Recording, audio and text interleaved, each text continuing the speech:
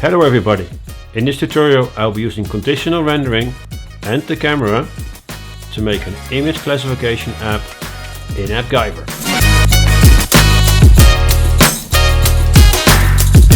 Image classification is where machines can look at an image and assign a correct label to it. It is a key part of computer vision, allowing computers to see the world as we do. I will be using the Vision Transformer model from Google that is available through huggingface.co. So let's discuss which steps I will go through today in this app. The first step will be I will take a picture. I will store that picture then on the phone. We will then reduce the size of that picture because the Hugging Face website or the algorithm doesn't require a really detailed picture, so I reduce the size, which speeds up the processing of the image also. After it's reduced the size, I will then send the picture to the Hugging Face model. This model will then classify the image and it will create a predictions with a number of labels. Those are then sent back to the app, and then I will display the results on the app. And now let's start building the app in AppGyver. And now I want to link my app with my phone. On my phone I can download an app called SAP Preview AppGyver, which I'll show you on my screen. This is where it is. The only thing you need to do then is to link the account, is just to go to one of your apps, go to launch, and then you have a QR code. You scan the QR code, you press open, and then you have your app ready to go. So that's great. Really straightforward to do so, and that's how I link the two. So let's just now start continue building the app. So the first thing I'm going to do is just going to remove the navigation. So we say no here and also no here, and we press save. Then the next step we're going to do is to remove anything from the screen. So we really want to start with a blank slate. And I go to, let's do the padding first. So the top will be 96. So let me take 96. 16 is great. And then at the bottom is 46. Perfectly. So that's done. I click all of these here, and then I start creating with a new background. So the background is red, and the color code we're going to use for that is ED534C, and then we press save. So now we have our red background to start off with. To build our first containers, the setup, so let's put them in here. This is our main one. So that's our main container, this one. And we put them to custom, maximum grow, maximum height. So we'll fill the whole screen. So that's step number one. And then the next step is we build that is one. We do Control C, Control V, and we get 2. Let's change those properties so we can find them later. One we call image, and the other one we are gonna call buttons and label, and we'll save that one. And for that one is we use the layout full grown, and the buttons one we're gonna do custom, custom and grow width. And I think that's perfect for now. Image container. So that's one in here. In there, of course, we have a image.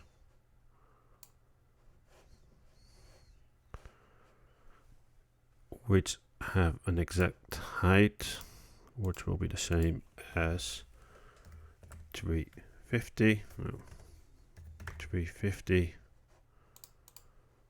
by 350. And we put that one in nicely in the middle, and we'll save that one. So that's so the image. Let's change directly the style. So duplicate the style, and we're gonna have a rounded corners.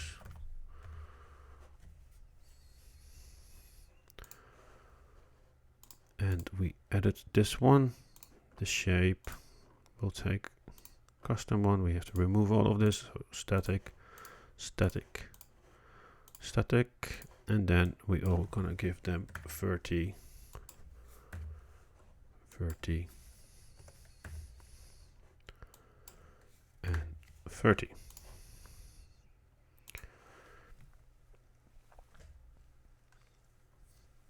So so this is just a straight out. We haven't done much here. And the only thing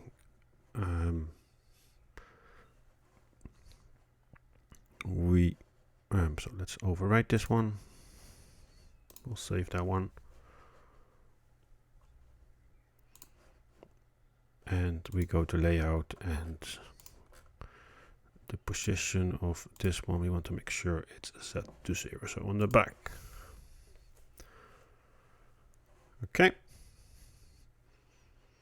So when we have no image, I would like to hide that image. So in this case, we don't have an image. So how do we do that? So we put a container on top of that, which is exactly, so this is the panel to the container to hide the image. Of course, the size needs to be exactly the same. So we go again, exact size, 350 by 350. You see they are now under each other. So how do we fix that? We go to position and we'll say absolute. Now we go on top of it. And just to make sure that, how do we get it on top of them? We set the set index to 300.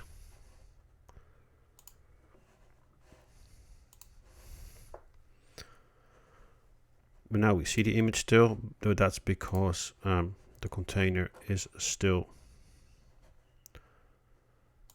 this container, what we've built here. So let's just take this one, is actually it's transparent, so we need to change the color. So this is a rounded red background. We press OK, we do edit. That transparent will take a bit of a darker red that we had before. So this is a darker red. And that darker red is EA 3831. It's a bit, you can see it now slowly starting to, so it's a darker red. We have to make sure that those rounded corners are the same.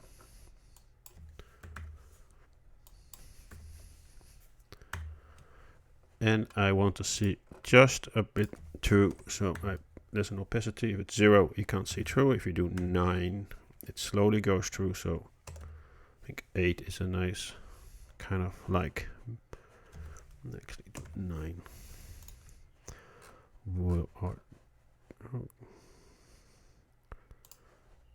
And then we are saving this one.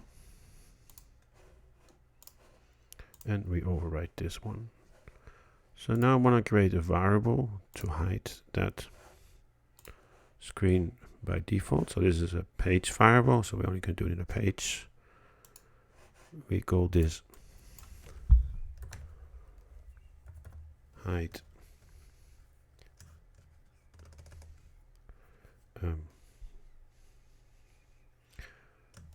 panel shown,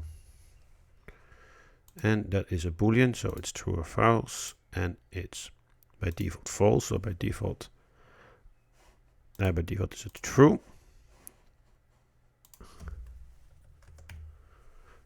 and we'll press save. We'll close it here, and now we make the visibility. We now connect to this particular variable, so we can control if it's switched on or off. So page variable panel shown, the default is false.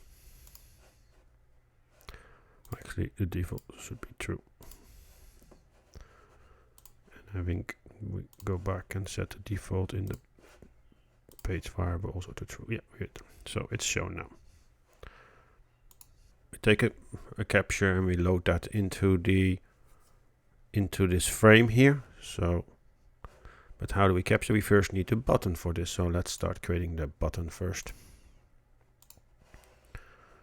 So we'll go to the button.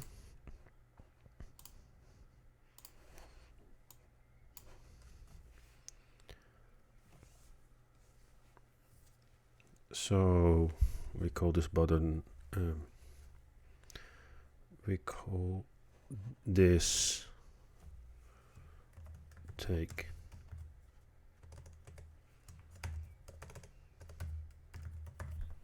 picture.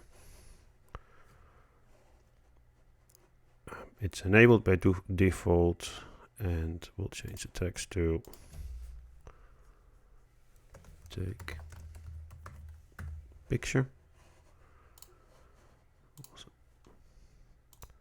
We style it and we take the standard button. The primary color is white, which is great. The background color, we create a new color for that. We call it a purple color. That purple color is 584387.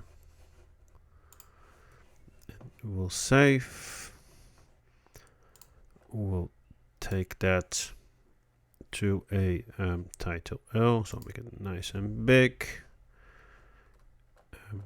We also round this one, so the shape. We'll take our default again. We'll take it 30, 30, 30. And the last one is also 30. And the only thing what I'd like to do is to change the padding, and the padding on top will be 16, on the side is 28. I think that is perfect. So let's overwrite this one and press save. Great. So this one, the layout, we would like to put this one in the middle. So after I press the button, then I would like then to store that picture into here. So first we need to make a variable so we can store the link to the picture. So we create a variable and we call that image path, which is a image URL. Okay, so let's select the default picture. So I have a picture on my, what I can use. So the picture, the default picture is this one here, as you can see here. So that's now the default image path. I Control C this one, I'll save this one. And I will also add that now to my picture here. So I'll add the variable, the page variable, image path. That's the image, and you can see that picture slightly go to there. So now I'll take the picture, which is a standard. Take a picture, which I now connect, so I can take a picture, and the outcome of that picture is two things: is a page variable, and the page variable is image path, and I take that one from the take picture event, and I look for the path, and now you can see actually I can't select it. So how can I solve that? I'm just going to create a formula. So input from flow function, or from other, and then I can take the path, and the path contains the path plus also the so it's the path plus the file name, and we'll save that one.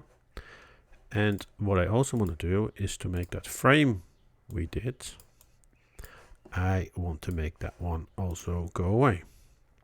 So the panel shown here, which is a static value true or false, and I want to set that to false. So let's test this now. So I'll take a quick picture of what we've done here. And there it is. It's filled, and I can take a picture again, of course, and it just stores it. What I would like to do is to keep the picture, but I will change the number of buttons to, instead of 1, I want to have 2, and I want to continue to next step. So how would I do that? So there's a thing called conditional rendering where you can, let me look for it. It is called conditional rendering. There it is. Where you can have two different areas, and based on a particular criteria, you can then show one or the other. So how would that work? So I put that one in here. I'll change the name to conditional rendering, which there's only one anyway for me. And I put this one into a container because this is easier for me. I put this one in a container, and I call this container is step 1. We'll put this one in here, and we duplicate this one, and that would be step 2. And in this one I would like to duplicate also these buttons. So I'll take my Control C, Control V. Now I have 2 buttons. This button here is button continue, and then the next one is again.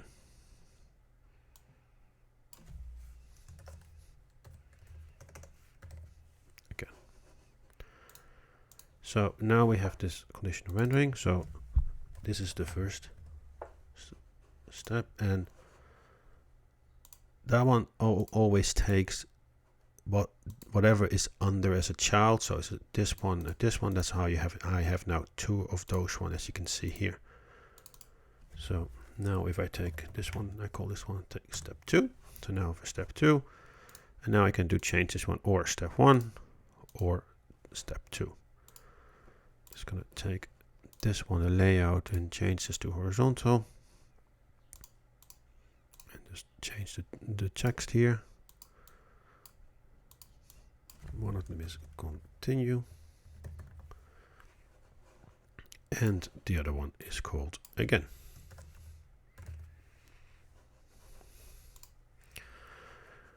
So how do we then move to the next step? Now we can do that by creating a variable which is going to keep track of the status. So we call that the status variable. It's a text. The default is step 1. And I always start with step 1. And we'll save this one. And then the only thing what we need to do is to connect those two variables. So it's the page variable here, it's the status, and there's two ones, the step 1 and step 2, and our default is step 1. So the only thing what we need to do is when I take the picture here, I just need to change the status. So I'll make it, I'll take this one. I'll take the status and I'm just going to call it step 2 and I can save that one. So let's see how that works. So I'll take my picture. And now you can see directly the bottom, the two buttons are now available. Continuing again. And if I would press again, I would then go back to the one. So let's just do that bit. Let's just go and show how that is done. So conditional rendering.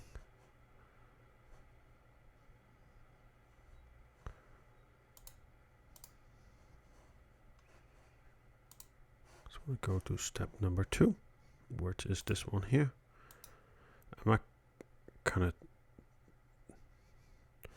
this one is still the old code, so let's just remove this. We don't need this yet. And the same with here. What we do want to do is to, not the image path, but the panel shown, save. And that's a static, and we want to show that again because I have to take your next picture. At the same time, I set the status of, I'll set this back to step 1. So let's look how that works.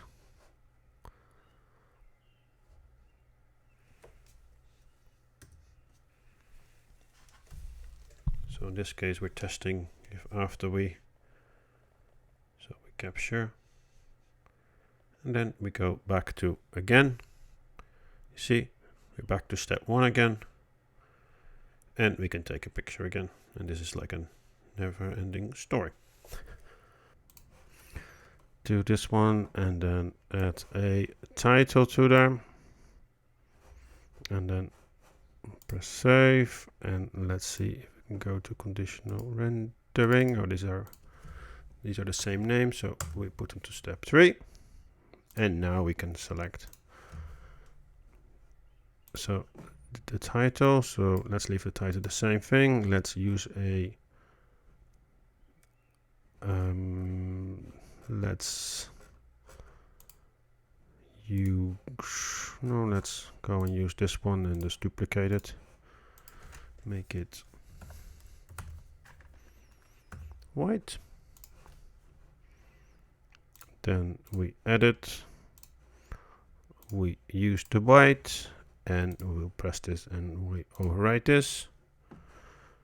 Then we go to here, we'll make them vertical, so they're nicely above each other, and then we center in the middle.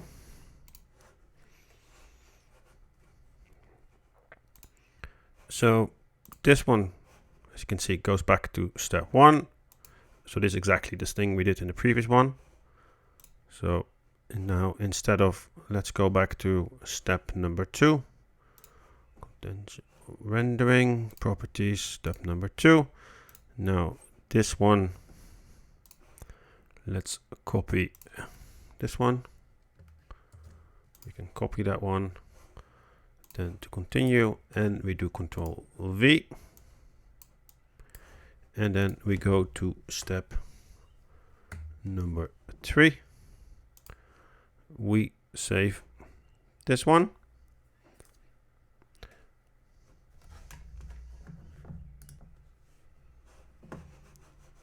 So let me do it correctly. It needs to be step number 3. And we'll save this one. Let's check again if this is now step number 3. So yeah, that's step number 3. So let's see if that works now. So let's show again. So we are taking a picture. Then we have the option to do continue now, which will take us to step number 3. And this is correct. This is step number 3. And then we can see then what we've done already, but that's okay. And then we can go back here, and then we start this and then we go from the start again. The next step is when we press continue in this step. So far we set this one. What I want to do now first is to resize that picture. So let's go to the flow market and look for a thing what is called resize. And resize and compress, which is this one here. We install this and then we drag and drop this in here.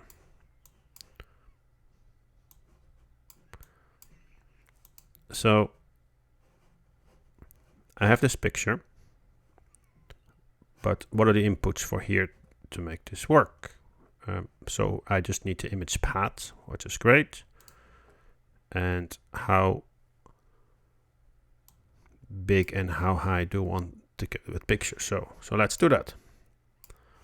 So the image path is the same as the variable we've created. So that's the image path. And we've saved that one. So that's number 1.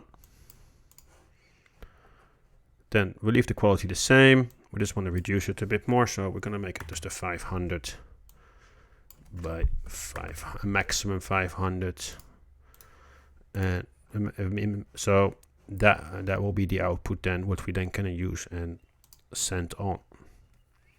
Okay, so that's it. Not much else we can do here. The piece where we're connecting it to a machine vision algorithm. So how can we do this? As I mentioned before already in the introduction, there's a site called Hugging Face, which has a lot of different modules. You can call one of those models with an API. So that's what we're going to do now. And this explain. I'll put the links also in the description below. This is then how you do that in a JavaScript way.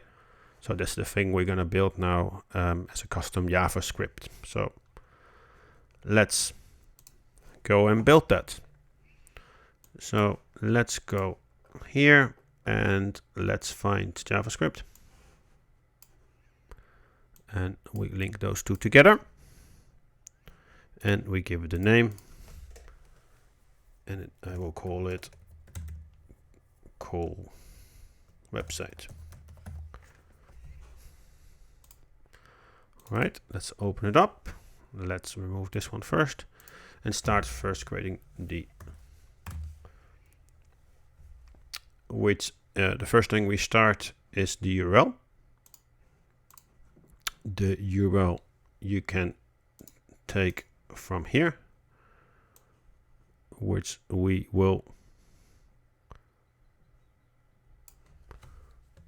do Control C. So that's the first one. That's the URL. Then we'll take the model, machine learning model we want to call. So we call that model. And we go here and we do the copy there. So we use the one from Google. And then we Control V that one in here. Let's make sure that, yeah, that's perfect. Then the next one is the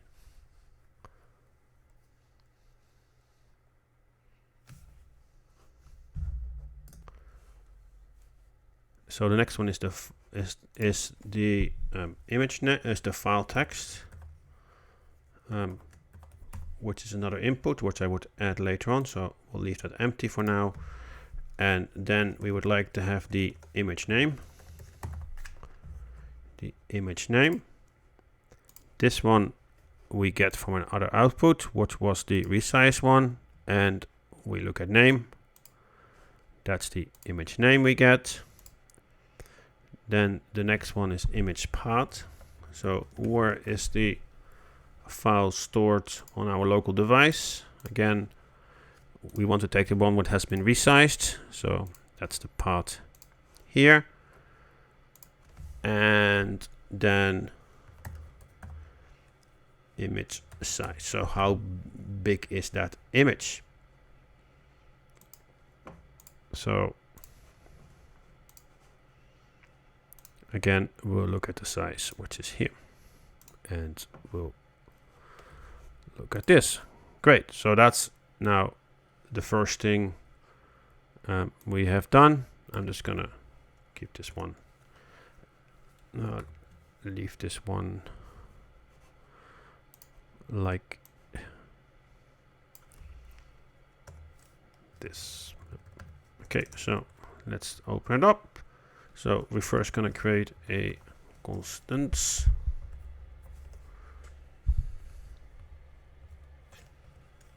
And we'll take all the variables which we've created, or all the input file text, image path, model,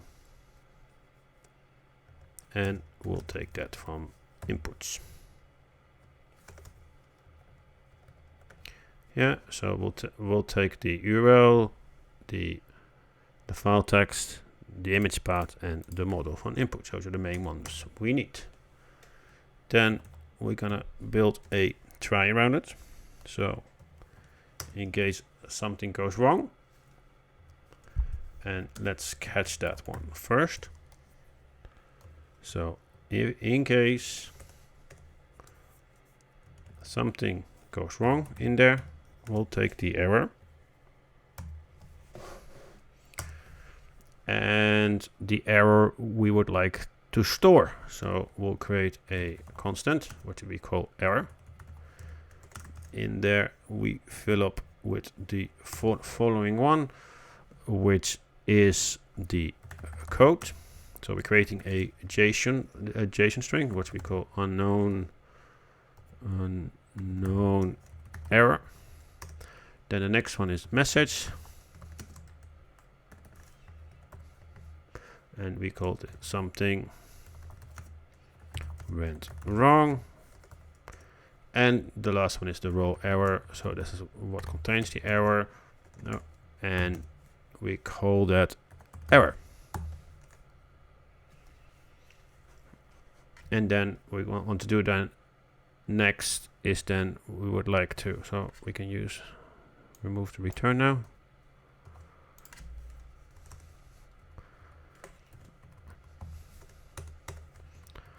We have to return, and the return is we're returning a array of our output, and then we want not the first one but the second one, the result second, and we would like to send this error one. So error, these are the same, error comes in here. We do a catch and then make sure. So let's build those ones first. So we have two outputs, not one, we have two. And so this is the second one. So output 2. I'm just gonna remove the top bit, and we would like to have this tree. That is the code.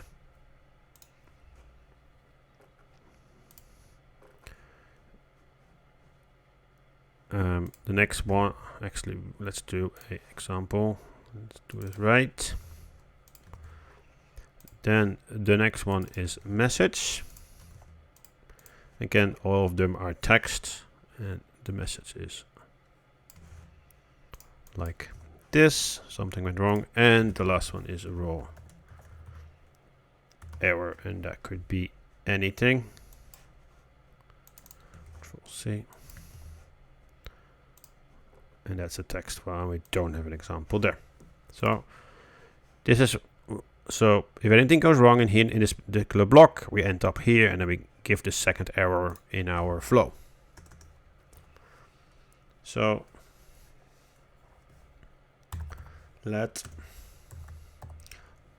blob resp is await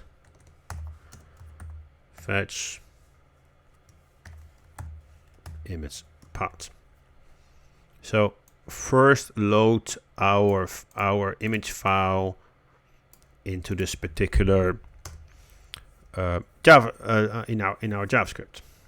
Then we make sure that that becomes a blob, because we can only await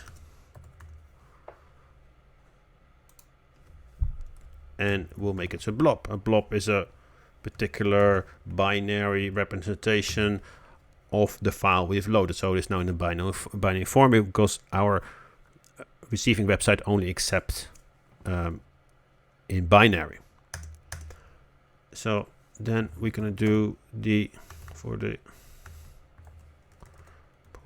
properties of the fetch we're gonna do to the other website. We need to give them a bit of instructions. So let's make those instructions. We're gonna use a post. So we're gonna do a post, and then we have some headers.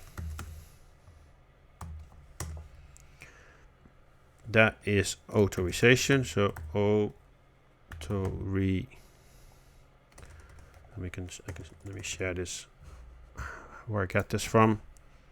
So here headers, you can see here. So we do a Control C. Those are the we can let's put headers.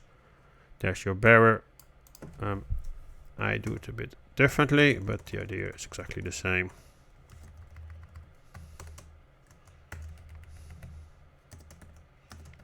Plus, and then I need to get the API key. In this case, I can get my API key from settings, and of course I'll change this afterwards. I'll copy from here. They should not share it with anybody, of course. And that ends up in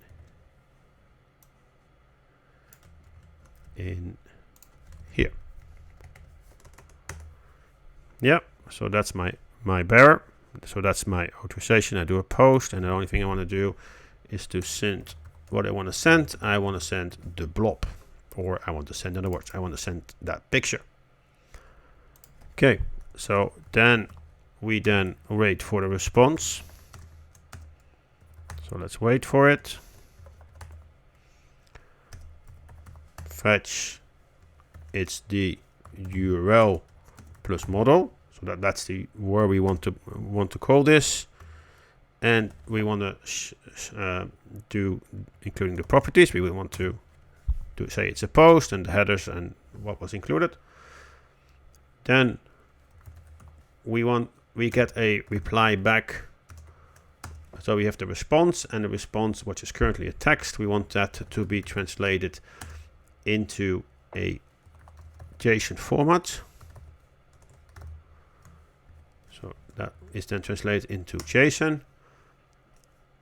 And then I would like then to return. So what will I then return? And I can see then, if I then go back here. So let's do the tiger, and the tiger gets that back. Or this is then the JSON output, and I'm gonna take the top one only. I'm gonna take the ones which is the highest confidence in that's it. I'm gonna take that one and show it in the label. So we go back here. We then do, I want to have the score. That gets me from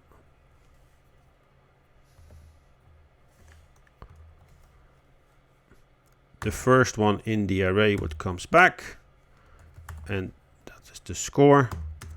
And then the label is the similar thing. So from the JSON variable, the first one in the array with the name label. So I just have to make sure now that those ones also end up correctly in the output. So we have told them, but we still have to put them in here. So we have two. One is called score.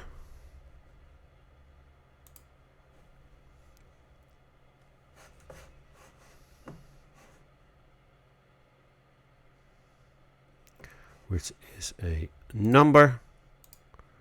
And that could be like 0.9999. And then the other thing is a label. And that could be, for example, a tiger or whatever we make the picture of. So I think we have completed everything we need to do. I don't think we need to file text anymore. So I think we've done everything. And let's press update and save. Just have that message when anything goes wrong. So we'll take the output of call website and we'll take the row error to display that error if anything goes wrong. That's one way, just to make sure something went wrong. Of course, not really nice from an end user perspective, but it's just good for me for testing to see if everything works correctly. And then at the same time, I would like to create a new variable, which would be what I call label. So that's the label. It's a text. So in this case, let's do, we want to have the tiger. We don't have it. It's just empty, which is fine. We go back to the view. We set the conditional rendering to the last step. We attach the variable, the new one we created for label. So that there will be the tiger then. And then we go back to that one. So now we kind of set, copy this one, the page variable, we copy it in that one. And now what we do then is to take, not the status, we take the label and we'll take the output from the other, which is the website, and there's your label, and we'll save that one. A small little adjustment is that now it's directly when you tap it, directly changes it. I want it only to do when everything is successful. I want to change this to go to the next status. So let's remove this one. And then we put them all the way to the end. So we resize, we call the website, we get the result, set in the variable, and after we set in the variable, then we'll change the step to step 3. Let's take a picture of my mouse.